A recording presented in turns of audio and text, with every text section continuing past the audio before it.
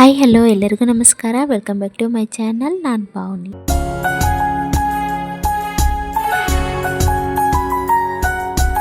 ಇದು ಗುರುವಾರ ಬೆಳಿಗ್ಗೆಯಿಂದನೇ ವ್ಲಾಗ್ನ ಸ್ಟಾರ್ಟ್ ಮಾಡ್ಕೊಂಡಿದ್ದೀನಿ. ಸೊ ಕ್ಲೈಮೇಟ್ ಅಂತೂ ಈ ಥರ ಇದೆ, ಮುಂಡ್ರಗಿಯಲ್ಲಿ ಮಳೆ ಬರೋ ಥರನೇ ಇದೆ. ಬಟ್ ಒಂಚೂರು ಬಿಸಿಲು ಬರೋ ಚಾನ್ಸಸ್ ಇಲ್ಲ ಅಂತ ನನಗನ್ನಿಸ್ತದೆ. ನೋಡೋಣ ಹಿಂಗಾಗುತ್ತೆ ಏನು ಅಂತ. ಈ ಥರ ಕ್ಲೈಮೇಟ್ ಇದ್ರೆ ಅಂತೂ ನನಗೇನು ಕೆಲಸ ಮಾಡೋದಕ್ಕೂ ಆಗೋದೇ ಇಲ್ಲ. ತುಂಬ ಮೂಡ್ ಔಟ್ ಆಗಿರುತ್ತೆ. ಸೊ ಹೊರಗಡೆ ಹೋಗೋಕ್ಕೂ ಆಗಲ್ಲ. ಮನೆ ಒಳಗಡೆನೇ ಎಲ್ಲೇ ಬೆಚ್ಚಿಗೆ ಇರೋಣ, ಏನು ಕೆಲಸ ಬೇಡ, ಬಿಸಿ ಬಿಸಿಯಾಗಿ ಏನಾದರೂ ಕಾಫಿ ಟೀ ಮಾಡಿಕೊಂಡು ಸ್ನ್ಯಾಕ್ಸ್ ಏನಾದರೂ ಮಾಡಿಕೊಂಡು ಆರಾಮಾಗಿ ಮನೇಲಿ ಇದ್ಬಿಡೋಣ, ಬೆಚ್ಚಿ ಮಲ್ಕೊಂಡು ಅಂತ ಅನಿಸ್ಬಿಡುತ್ತೆ. ಬಟ್ ಕೆಲಸ ಅಂತೂ ತಪ್ಸೋಕ್ಕಾಗಲ್ವಲ್ಲ. ಸೊ ಹಂಗಾಗಿ ಅಡುಗೆ ಮನೆಯಿಂದನೇ ನಾನು ಕೆಲಸನ ಸ್ಟಾರ್ಟ್ ಮಾಡ್ಕೊಳ್ತಾ ಇದ್ದೀನಿ. ಮೊದಲಿಗೆ ಹೊರಗಡೆ ಕ್ಲೈಮೇಟ್ ಸರಿ ಇಲ್ವಲ್ಲ, ಸೊ ಹಂಗಾಗಿ ಸ್ವಲ್ಪ ಲೇಟಾಗಿ ಹೋಗಿ ಕಸ ಹೊಡೆದ್ರೆ ಆಯಿತು ಅಂತ ಹೇಳ್ಬಿಟ್ಟು ಮೊದಲಿಗೆ ಅಡುಗೆ ಮನೆ ಕ್ಲೀನ್ ಮಾಡ್ಕೊಳ್ತಾ ಇದ್ದೀನಿ. ಸೊ ಈ ಕೆಲಸ ಮಾಡ್ಕೊಳ್ತಾನೆ ಕೆಲವೊಂದು ವಿಷಯನ ನಿಮ್ಮ ಜೊತೆ ಶೇರ್ ಮಾಡ್ಕೋಬೇಕು ಅಂತ ಅನ್ನಿಸ್ತು. ಸೊ ಹಂಗಾಗಿ ಆ ವಿಷಯಗಳನ್ನ ಮಾತಾಡ್ಕೊಳ್ತಾ ನನ್ನ ಕೆಲಸನೂ ಮುಗಿತೈತೆ ಅಂತ ಹೇಳ್ಬಿಟ್ಟು ಈ ಥರ ವಿಡಿಯೋ ಮಾಡ್ಕೊಳ್ತಾ ಇದ್ದೀನಿ. ವಿಡಿಯೋನ ಕಂಟಿನ್ಯೂ ಮಾಡ್ಕೊಳ್ಳೋದಕ್ಕಿಂತ ಮುಂಚೆ ಯಾರೆಲ್ಲ ನಮ್ಮ ಚಾನಲ್ನ ಫಸ್ಟ್ ಟೈಮ್ ನೋಡ್ತೀರಿ, ಪ್ಲೀಸ್ ನಮ್ಮ ಚಾನಲ್ ಸಬ್ಸ್ಕ್ರೈಬ್ ಮಾಡ್ಕೊಳ್ರಿ. ವಿಡಿಯೋ ಇಷ್ಟ ಆದರೆ ಲೈಕ್ ಮಾಡಿ, ಶೇರ್ ಮಾಡಿ, ಕಮೆಂಟ್ ಮಾಡಿ.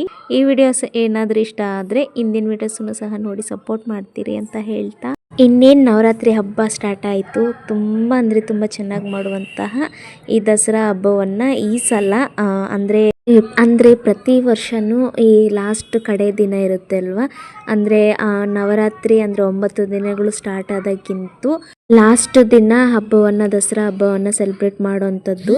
ನಾನು ಆ ರೀತಿ ಮಾಡ್ಕೊಂಡು ಬಂದಿದ್ದೆ. ಅವತ್ತಿನ ದಿನ ಪೂಜೆ ಮಾಡಿಕೊಂಡು ಏನಾದರೂ ಸ್ವಲ್ಪ ನೈವೇದ್ಯ ಎಲ್ಲ ಮಾಡಿಕೊಂಡು ದೇವ್ರ ಪೂಜೆ ಮಾಡ್ಕೊಳ್ಳೋ ಅಂಥದ್ದು. ಬಟ್ ಈ ವರ್ಷ ನಾನು ನವರಾತ್ರಿ ಹಬ್ಬವನ್ನು ಅಂದರೆ 9 ದಿನಗಳ ಕಾಲ ಪೂಜೆ ಮಾಡೋವಂಥದ್ದನ್ನು ಸ್ಟಾರ್ಟ್ ಮಾಡ್ಕೋಬೇಕು ಅಂತ ಅಂದ್ಕೊಂಡಿದ್ದೀನಿ. ಸೊ ಹಾಗಾಗಿ ಇವತ್ತಿಂದನೇ ಎಲ್ಲ ಕೆಲಸ ಅಂದರೆ ಮನೆ ಒಂದು ಸ್ವಲ್ಪ ಕ್ಲೀನ್ ಮಾಡ್ಕೊಳ್ಳೋವಂಥದ್ದಾಗಲಿ, ಹಬ್ಬಕ್ಕೆ ಏನೇನು ಪ್ರಿಪ್ರೇಷನ್ ಮಾಡ್ಕೋಬೇಕು, ಮತ್ತು ಯಾವ ರೀತಿ ನವರಾತ್ರಿ ಹಬ್ಬವನ್ನು ಸೆಲೆಬ್ರೇಟ್ ಮಾಡಬೇಕು, ಅದಕ್ಕೆ ಏನೇನು ತಯಾರಿ ಬೇಕು ಅನ್ನೋದನ್ನು ಈಗಲಿಂದನೇ ಮಾಡ್ಕೊಳ್ತಾ ಇದ್ದೀನಿ. ಆ್ಯಕ್ಚುಲಿ ನನಗೆ ಇದ್ರ ಬಗ್ಗೆ ಮಾಹಿತಿ ಇರಲಿಲ್ಲ. ಕೆಲವೊಂದು ವೀಡಿಯೋಸ್ ಆಗಲಿ ಮತ್ತು ಕೆಲವೊಬ್ಬರನ್ನ ನೋಡಿ ತಿಳ್ಕೊಳ್ತಾ ಇದ್ದೀನಿ. ಸೊ ಹಾಗಾಗಿ ಎಲ್ಲ ಒಂದು ಸ್ವಲ್ಪ ಪ್ರಾಸೆಸ್ ಎಲ್ಲ ಹೆಂಗೆ ಮಾಡಬೇಕೇನೋ ಅಂತ ತಿಳ್ಕೊಂಡು ಈ ವರ್ಷ ನವರಾತ್ರಿ ಹಬ್ಬವನ್ನು ಮಾಡ್ಕೊಳ್ಳಬೇಕು ಅಂತೇಳ್ಬಿಟ್ಟು ಡಿಸೈಡ್ ಮಾಡ್ಕೊಂಡಿದ್ದೀನಿ. ನಮ್ಮ ತವರು ಮನೆ ಕಡೆನೇ ಒಂಥರ ಮಾಡ್ತಿದ್ರು ಈ ನವರಾತ್ರಿ ಹಬ್ಬವನ್ನು. ಬಟ್ ಈ ಕಡೆ ಪ್ರೊಸೀಜರ್ ಬೇರೆ ಇದೆ. ಬಟ್ ಯಾವುದೇ ಪ್ರೊಸೀಜರ್ ಮಾಡಿದ್ರೂ ಇಲ್ಲಿ ಭಕ್ತಿ ಇಂಪಾರ್ಟೆಂಟ್ ಆಗುತ್ತಲ್ವ. ಸೊ ಹಾಗಾಗಿ ನನಗೆ ಯಾವುದು ಅನುಕೂಲ ಆಗುತ್ತೋ ಆ ರೀತಿಯಾಗಿ ಮಾಡ್ಕೊಳ್ಬೇಕು ಅಂತೇಳ್ಬಿಟ್ಟು, ಅಂದರೆ ಸಪ್ರೇಟಾಗಿ ಬೇರೆ ನಾನೇ ಒಂದು ಪದ್ಧತಿನ ಸೃಷ್ಟಿ ಮಾಡೋವಂಥದ್ದಲ್ಲ. ಸೊ ಪ್ರೊಸೀಜರ್ ಅದೇ ಇರುತ್ತೆ. ಬಟ್ ಒಂದು ಸ್ವಲ್ಪ ನನಗೆ ನನ್ನ ಕೈಯಲ್ಲಿ ಇಷ್ಟ ಆಗುತ್ತೋ ಅಷ್ಟರ ಮಟ್ಟಿಗೆ ಆ ಪೂಜೆಯನ್ನು ಮಾಡ್ಕೋಬೇಕು ಅಂತೇಳ್ಬಿಟ್ಟು ಡಿಸೈಡ್ ಮಾಡ್ಕೊಂಡಿದ್ದೀನಿ. ಸೊ ಹಂಗಾಗಿ ಶುಕ್ರವಾರದಿಂದನೇ ಪಿತೃಪಕ್ಷ ಹಬ್ಬ ಮಾಡ್ತಾ ಇದ್ದಾರೆ. ಸೊ ಕೆಲವರು ಶನಿವಾರ ಮಾಡ್ತಿದ್ದಾರೆ, ಕೆಲವರು ಶುಕ್ರವಾರ ಮಾಡ್ತಿದ್ದಾರೆ. ಅದನ್ನು ನಾನು ಮಾಡ್ತಿಲ್ಲ. ಸೊ ಹಾಗಾಗಿ ಅವತ್ತಿನ ದಿನನ ಸ್ಕಿಪ್ ಮಾಡಿಕೊಂಡು ನವರಾತ್ರಿ ಸ್ಟಾರ್ಟ್ ಆಗುತ್ತಲ್ಲ ಅವತ್ತಿಂದ, ಅಂದರೆ ಮೊದಲನೇ ದಿನದಿಂದ ಹಬ್ಬವನ್ನು ಅಂದರೆ ನವರಾತ್ರಿ ಪೂಜೆಯನ್ನು ಸ್ಟಾರ್ಟ್ ಮಾಡ್ಕೊಳ್ಳುವಂಥದ್ದು. ಸೊ ಹಾಗಾಗಿ ರೊಟ್ಟಿ ಮಾಡಬಾರ್ದು ಅಂತ ಹೇಳ್ತಾರೆ. ಸೊ ಹಾಗಾಗಿ 9 ದಿನಗಳ ಕಾಲ ನಾವು ರೊಟ್ಟಿ ಮಾಡ್ದೇನೆ ಇರಬೇಕು. ನಮ್ಮ ಮನೇಲಂತೂ ರೊಟ್ಟಿ ಇಲ್ಲ ಅಂದರೆ ಊಟನೇ ಇಲ್ಲ. ಸೊ ಹಂಗಾಗ್ಬಿಟ್ಟಿರುತ್ತೆ. ಬರೀ ಅನ್ನ ಸಾಂಬಾರು ಅಂದ್ರೂ ಸರಿಯಾಗಿ ಹೋಗೋದಿಲ್ಲ. ಸೊ ಹಂಗಾಗಿ ಇವತ್ತೇ ಒಂದು ಸ್ವಲ್ಪ ರೊಟ್ಟಿ ಎಲ್ಲ ಮಾಡಿಕೊಂಡು ಒಂದು ಸ್ವಲ್ಪ ಜಾಸ್ತಿ ರೊಟ್ಟಿನೇ ಮಾಡಿಟ್ಕೋಬೇಕು, ಅಂದರೆ ಖಡಕ್ ರೊಟ್ಟಿ ಮಾಡ್ಕೋಬೇಕು ಅಂತೇಳ್ಬಿಟ್ಟು ಅಂದ್ಕೊಂಡಿದ್ದೀನಿ. ಸೊ ಹಂಗಾಗಿ ಇಲ್ಲಿ ಬೇಗನೆ ಒಂದು ಸ್ವಲ್ಪ ಕೆಲಸ ಮುಗಿಸ್ಕೊಂಡು ರೊಟ್ಟಿ ಮಾಡೋದಕ್ಕೆ ಸ್ಟಾರ್ಟ್ ಮಾಡಿದ್ದೀನಿ. ಡೈಲಿ ಒಂದು 10 ರೊಟ್ಟಿ ಮಾಡ್ಕೊಳ್ತಾ ಇದ್ದೆ. ಹಬ್ಬ ಮುಗಿಯೋವರೆಗೂ ಮತ್ತೆ ರೊಟ್ಟಿ ಬೇಕಾಗುತ್ತಲ್ವ. ಸೊ ಹಂಗಾಗಿ ಖಡಕ್ ರೊಟ್ಟಿ ಇದ್ದರೆ ಅದ್ರ ಜೊತೆ ಕಾಳು ಪಲ್ಯ ಇಲ್ಲ ಏನಾದರೂ ಬೇರೆ ಪಲ್ಯ ಮಾಡಿಕೊಂಡು ಅಡ್ಜಸ್ಟ್ ಮಾಡ್ಕೊಳ್ಬೋದು. ಅಲ್ಲಿನ ದಿನ ಕಳೆದೋಗುತ್ತೆ. ಸೊ ಹಂಗಾಗಿ ನಾನು ಇಲ್ಲಿ ಒಂದು ಸ್ವಲ್ಪ ಜಾಸ್ತಿ ರೊಟ್ಟಿ ಮಾಡ್ಕೊಳಕತ್ತೀನಿ. ನಾನಿಲ್ಲಿ ರೊಟ್ಟಿ ಜೊತೆಗೆ ಹೆಸರು ಕಾಳು ಪಲ್ಯನ ಮಾಡ್ಕೊಳ್ತಾ ಇರೋದು. ಸೊ ಹಸಿ ಕಾಳು ಇರುತ್ತಲ್ವ, ಅದನ್ನೇ ಕುಕ್ಕರ್ಗೆ ಹಾಕಿ ಕುದಿಸ್ಕೊಂಡು ಒಗ್ಗರಣೆ ಕೊಟ್ಕೊಳ್ತಾ ಇರೋವಂಥದ್ದು. ಈ ಸಪ್ರೇಟಾಗಿ ಏನು ಎಕ್ಸ್ಪ್ಲೇನ್ ಮಾಡೋಕ್ಕೆ ಹೋಗಲ್ಲ, ಎಲ್ರಿಗೂ ಗೊತ್ತೇ ಇರುತ್ತೆ ಅಲ್ವಾ ಅಂತ ಹೇಳ್ಬಿಟ್ಟು ಹೆಸರು ಕಾಳು ಪಲ್ಯ ಯಾವ ರೀತಿ ಮಾಡೋದು ಅಂತ. ಈಗ ಪಲ್ಯ ಅಂದಿದ್ದ ಕೂಡಲೇ ನನಗೊಂದು ವಿಷಯ ನೆನಪಾಗುತ್ತೆ. ಏನಪ್ಪ ಅಂದರೆ ನಮ್ಮ ಅಜ್ಜಿ ನೆನಪಾಗ್ತಾರೆ. ತುಂಬ ಅಂದರೆ ತುಂಬ ದಿನಗಳಾದಮೇಲೆ ಈಗ ನಮ್ಮ ಫ್ಯಾಮ್ಲಿ ಬಗ್ಗೆ ಮಾತಾಡ್ತಾ ಇರೋಂಥದ್ದು. ಯಾಕೆ ಅಂದರೆ ಇದು ನನಗೆ ಯಾವಾಗ್ಲೂ ಅಷ್ಟೇ, ಪಲ್ಯ ಅಂತ ಅಂದಿದ್ದ ಕೂಡಲೇ ಇಲ್ಲ ಏನಾದರೂ ಅಡುಗೆಗಳು ಮಾಡೋ ವಿಚಾರದಲ್ಲಿ ನಮ್ಮ ಅಜ್ಜಿ ತುಂಬ ನೆನಪಾಗ್ಬಿಡ್ತಾರೆ. ಯಾಕೆ ಅಂದರೆ ಮದುವೆಗೆ ಮುಂಚೆ ನಾನೇನು ಅಡುಗೆ ಕೆಲಸ ಮಾಡ್ತಾನೆ ಇರಲಿಲ್ಲ.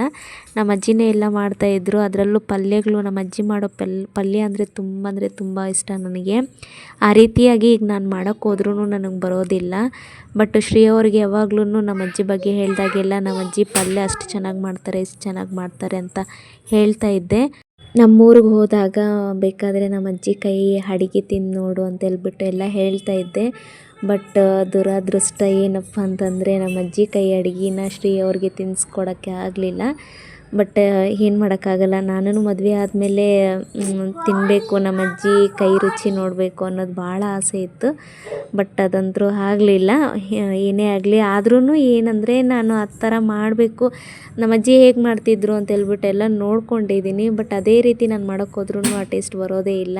ನಮ್ಮ ಕಡೆ ರೊಟ್ಟಿ ಇಲ್ವಲ್ಲ, ಸೊ ಹಂಗಾಗಿ ಯಾವಾಗಾದರೂ ಮುದ್ದೆ, ಈ ಬಸ್ಸಾರು ಆ ಥರ ಎಲ್ಲ ಮಾಡ್ಕೊಂಡಾಗ ಈ ಥರ ರೀತಿ ಕಾಳು ಪಲ್ಯನ ಮಾಡ್ಕೊಳ್ಳೋ ಅಂಥದ್ದು. ಆ ಕಾಳು ಪಲ್ಯ ಕೂಡ ಈ ಥರ ಏನು ಗಂಜಿ ಥರ ಏನು ಹೇಳ್ತಾರೆ, ರೊಟ್ಟಿಗೆಲ್ಲ ಹೊಂದೋ ಥರ ಮಾಡ್ಕೊತೀವಲ್ಲ, ಈಗ ನಾನು ಮಾಡ್ತಿದ್ದೀನಲ್ವ ಆ ಥರ ನೀರಾಗೆಲ್ಲ ಮಾಡ್ಕೊಳ್ಳೋದಿಲ್ಲ. ಬರೀ ಕಾಳನ್ನು ಕುದಿಸ್ಕೊಂಡು ಉಪ್ಪಾಕಿ ಒಗ್ಗರಣೆ ಕೊಟ್ಕೊಂಡು ಅದನ್ನೇ ಸಪ್ರೇಟಾಗಿ ತಿಂತಾಯಿದ್ರು, ಸೈಡ್ ಡಿಶಾಗಿ ಯೂಸ್ ಮಾಡ್ಕೊಳ್ತಾಯಿದ್ರು ಕಾಳು ಪಲ್ಯನ. ಬಟ್ ಇಲ್ಲೇನಂದರೆ ಚಪಾತಿ ರೊಟ್ಟಿಗೆಲ್ಲ ಹೊಂದ್ಕೊಳ್ಳೋ ಥರ ಇಲ್ಲಿ ಮಾಡ್ಕೊಳ್ಳೋ ಅಂಥದ್ದು. ಸೊ ಈಗ ನಾನು ವಿಡಿಯೋದಲ್ಲಿ ನೋಡಿಸ್ತಾ ಇದ್ದೀನಲ್ಲ, ಸೇಮ್ ಅದೇ ರೀತಿ ಪ್ರೊಸೀಜರ್ನ ಯೂಸ್ ಮಾಡಿಕೊಂಡು ಇಲ್ಲಿ ಕಾಳು ಪಲ್ಯನ ಮಾಡ್ಕೊಳ್ಳೋ ಅಂಥದ್ದು. ಈ ಕಾಳು ಪಲ್ಯ ಎಲ್ಲ ಸುಮ್ಮನೆ ಯಾವಾಗಾದರೂ ಸಾಯಂಕಾಲ ಸ್ನ್ಯಾಕ್ಸ್ ಐಟಮ್ಸು ಆ ಥರ ಟೈಮಲ್ಲಿ ಮಾಡ್ಕೊಳ್ತಾ ಇದ್ವಿ ನಾವು ನಮ್ಮ ತವ್ರ ಮನೆ ಕಡೆ. ಇನ್ನು ಪಲ್ಯ ಅಂದರೆ ಬದನೆಕಾಯಿ ಪಲ್ಯ, ಆಲೂಗಡ್ಡೆ ಪಲ್ಯ, ಈ ರೀತಿ ಪಲ್ಯಗಳನ್ನು ಸೂಪರಾಗಿ ಮಾಡ್ತಾಯಿದ್ರು ನಮ್ಮ ಅಜ್ಜಿ. ಇಷ್ಟು ವರ್ಷಗಳಲ್ಲಿ ಒಂದಿನ ಕೂಡ ನಮ್ಮ ತವ್ರ ಮನೆ ಬಗ್ಗೆ ನೆನೆಸ್ಕೊಳ್ದೇ ಇರೋ ದಿನವೇ ಇಲ್ಲ. ಯಾರ್ದಾದ್ರೂ ಒಬ್ಬರ ಬಗ್ಗೆ ಆದರೂ ಹೇಳ್ದಿರಿದ್ರೆ ನನಗೆ ದಿನವೇ ಕಳೀತಾ ಇರಲಿಲ್ಲ. ಒಂದೊಂದು ಸಲ ನಮ್ಮ ತಂಗಿಯವ್ರ ಬಗ್ಗೆ ಮಾತಾಡೋದಾಗಲಿ, ಇನ್ನೊಂದು ಸಲ ನಮ್ಮ ಅಜ್ಜಿ ಬಗ್ಗೆ, ಇನ್ನು ನಮ್ಮ ಪಪ್ಪನ ಬಗ್ಗೆ, ಹಿಂಗೆ ಯಾರ ಬಗ್ಗೆ ಆದರೂ ಒಬ್ಬರ ಬಗ್ಗೆ ಏನಾದರೂ ಒಂದು ವಿಷಯನ ಶ್ರೀ ಅವ್ರ ಜೊತೆಗೆ ಶೇರ್ ಮಾಡ್ಕೊಳ್ತಾನೆ ಇರ್ತೀನಿ.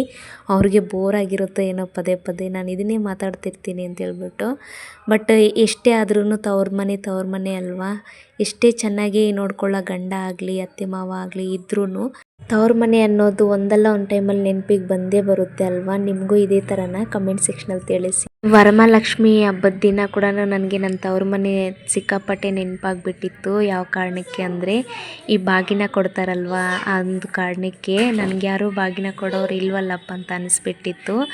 ಬಟ್ ಏನೇ ಆಗಲಿ ತವ್ರ ಮನೆಯೇ ಅಂತ ಅನಿಸ್ಕೊಳ್ಳುತ್ತೆ. ನನಗೆ ಪರ್ಸ್ನಲಿ ಏನಪ್ಪ ಅಂತಂದರೆ ಏನು ಅನಿಸುತ್ತೆ ಅಂದರೆ ನನ್ನ ಒಪಿನಿಯನ್ನ ಅಷ್ಟೇ ಶೇರ್ ಮಾಡ್ಕೊಳ್ತಾ ಇದ್ದೀನಿ ಇಲ್ಲಿ. ಯಾರಿಗಾದ್ರೂ ಬೇಜಾರು ಆಗೋವಂಥದ್ದು ಇಲ್ಲ ಹರ್ಟ್ ಆಗೋವಂಥದ್ದು ಏನಾದರೂ ಮಾತಾಡಿದರೆ I am really sorry.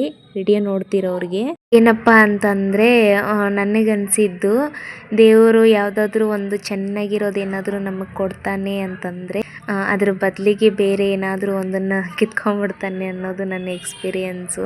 So ಹಂಗಾಗಿ ಇದು ತುಂಬ ಅಂದರೆ ತುಂಬ ನನ್ನ ಲೈಫಲ್ಲಿ ನಡೆದೋಗಿದೆ. ಯಾಕೆ ಅಂದರೆ ಈ ವಿಷಯ ಯಾಕೆ ಹೇಳ್ತಾ ಇದ್ದೀನಿ ಅಂದರೆ, ಚೆನ್ನಾಗಿರೋ ಒಳ್ಳೆ ಗಂಡ ಸಿಕ್ಕಿದ್ದಾನೆ ಅಂತಂದು ಖುಷಿ ಪಡೋದ್ರಲ್ಲಿ ನನಗೆ ನನ್ನ ತವ್ರ ಮನೆಯೇ ಇಲ್ದಂಗೆ ಆಗ್ಬಿಟ್ಟಿದೆ. ಸೊ ಏನೇ ಆಗಲಿ, ಯಾರೇ ಬಂದು ನನ್ನ ಲೈಫಲ್ಲಿ ಬಂದರು, ಯಾರೇ ಹೋದ್ರೂ ನನ್ನ ಗಂಡ ಅನ್ನೋರು ನನ್ನ ಜೊತೆಗೆ ನನ್ನ ಬೆನ್ನೆಲುಬಾಗಿದ್ದಾರೆ. ಸೊ ಅದಷ್ಟೇ ಸಾಕು ಅಂತಂದು ಸಮಾಧಾನ ಮಾಡಿಕೊಂಡು ಒಮ್ಮೆ ಮನಸ್ಸಿಗೆ ನನ್ನಷ್ಟಿಗೆ ನಾನೇ ಸಮಾಧಾನ ಮಾಡಿಕೊಂಡು ಸುಮ್ಮನಾಗ್ಬಿಡೋದು ಅಷ್ಟೇ.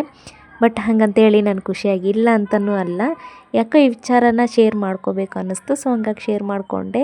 ಹೆಣ್ಮಕ್ಳಿಗೆ ಏನೇ ಒಂದು ಪ್ರಾಬ್ಲಮ್ ಆಗಿದ ತಕ್ಷಣ ನೆನಪಾಗೋದೇನೆ ಗಂಡನಿಗೆ ಹೇಳ್ಕೋಬೇಕು ಅಂತ ಹೇಳ್ಬಿಟ್ಟು.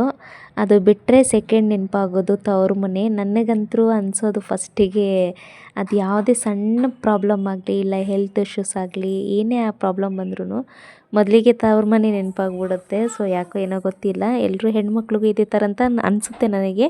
ಅಡುಗೆ ಕೆಲಸ ಏನೋ ಮುಗಿಸ್ಕೊಂಡೆ. ಪಾಪ ಶ್ರೀಯವ್ರು ಬರೋ ಟೈಮಿಗೆ ಮಳೆ ಒಂದು ಎಲ್ಲಿ ಬಂದ್ಬಿಡುತ್ತೋ ಏನೋ ಅಂತ ಅಂದ್ಕೊಂಡು ವೆಯ್ಟ್ ಮಾಡ್ತಿದ್ದೆ. ಟೈಮ್ 2:30 ಮೇಲೆ ಆಗಿತ್ತು. ಕ್ಲೈಮೇಟೂ ಸ್ವಲ್ಪ ಡೇಂಜರ್ ಥರನೇ ಇತ್ತು. ನನಗಂತೂ ಡೇಂಜರ್ ಅಂತಲೇ ಅನಿಸುತ್ತೆ. ಯಾರಿಗಾದ್ರೂ ಈ ಕ್ಲೈಮೇಟ್ ಇಷ್ಟ ಆಗಿರೋರು ಯಾರಾದರೂ ಇದ್ದರೆ ಬೈಕೋಬೇಡಿ. ಮತ್ತು ನನ್ನ ಪರ್ಸ್ನಲ್ ಎಕ್ಸ್ಪೀರಿಯೆನ್ಸ್ನ ಅಷ್ಟೇ ಇಲ್ಲಿ ಶೇರ್ ಮಾಡ್ತಾ ಇರೋವಂಥದ್ದು. ಹನಿನೂ ಸ್ಟಾರ್ಟ್ ಆಯಿತು. ಶ್ರೀ ಅವರು ಇನ್ನೇನು ಊಟಕ್ಕೆ ಬರೋ ಟೈಮು, ಬಟ್ ಮಳೆನೂ ಜೋರಾಗಿ ಬಂದುಬಿಡ್ತು. ಸೊ ಅವ್ರು ಬರೋವರೆಗೂ ವೆಯ್ಟ್ ಮಾಡೋವಂಥದ್ದು. ಸೊ ಇಷ್ಟು ಇವತ್ತಿನ ವಿಡಿಯೋ. ಐ ಹೋಪ್ ಎಲ್ರಿಗೂ ಈ ವಿಡಿಯೋ ಇಷ್ಟ ಆಗಿದೆ ಅಂದ್ಕೊಳ್ತೀನಿ. ಇಷ್ಟ ಆಗಿದರೆ ಪ್ಲೀಸ್ ಒಂದು ಲೈಕ್ ಮಾಡಿ. ನೀವೊಂದು ಕೊಡೋ ಲೈಕಿಂದ ನನಗೆ ಮೋಟಿವೇಟ್ ಆಗಿರುತ್ತೆ. ಸೊ ಇದಿಷ್ಟು ಇವತ್ತಿನ ವ್ಲಾಗ್. ನೆಕ್ಸ್ಟ್ ವಿಡಿಯೋದಲ್ಲಿ ಸಿಗ್ತೀನಿ. ಅಲ್ಲಿವರೆಗೂ ವೆಯ್ಟ್ ಮಾಡ್ತೀರಿ. ಬಾಯ್.